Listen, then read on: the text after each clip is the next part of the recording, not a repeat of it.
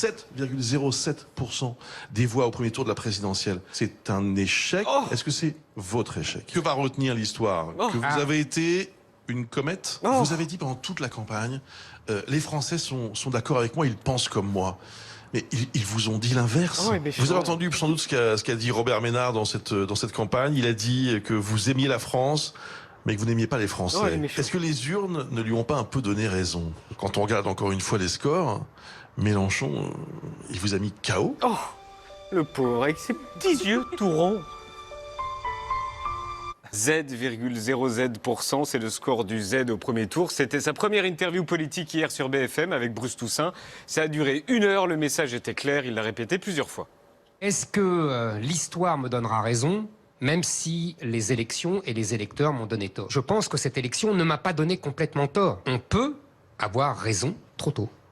Moi, je pense que j'ai raison. Pardonnez-moi ce moment d'immodestie, mais je pense que j'ai raison. Et si on résume en une phrase? J'ai perdu, j'ai eu tort, mais j'aurai raison, je le sais. J'ai perdu au passé, j'ai eu tort au passé, j'aurai raison au futur et je le sais au présent. Il a perdu, mais à cause de qui? De quoi? Voici le top 3 des meilleures excuses du Z. Raison numéro 3, le classique, c'est pas moi, c'est la presse. Moi, je pense surtout que j'ai été victime du bombardement médiatique incessant. Donc raison numéro 3, la presse. Raison numéro 2, qui est la raison principale, êtes-vous prêts? Alors, du coup, c'est quoi? C'est la forme qui a péché? Ah non, je pense que c'est Poutine. Voilà.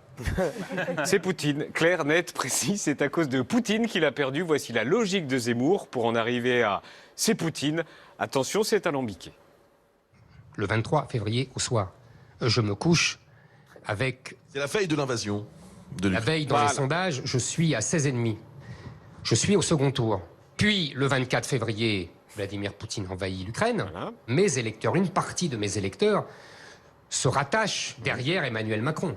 Et qu'ensuite, voyons que je passe derrière Marine Le Pen, ceux qui étaient venus de chez Marine Le Pen, craignant la montée de Jean-Luc Mélenchon, sont revenus vers Marine Le Pen. Vous l'avez? S'il n'y avait pas eu Poutine, l'Ukraine, les Ukrainiens, Macron, Mélenchon et Le Pen, mais c'était une autoroute.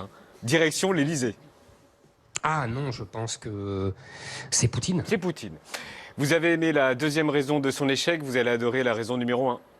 Vos propos sur les réfugiés ukrainiens.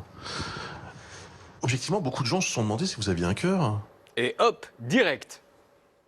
Vous avez remarqué que ça vient après l'intervention de Poutine en Ukraine. Oui, absolument. Donc s'il n'y a pas d'intervention en Ukraine, il n'y a pas de question des réfugiés ukrainiens. Là-dessus, on est d'accord. Bon.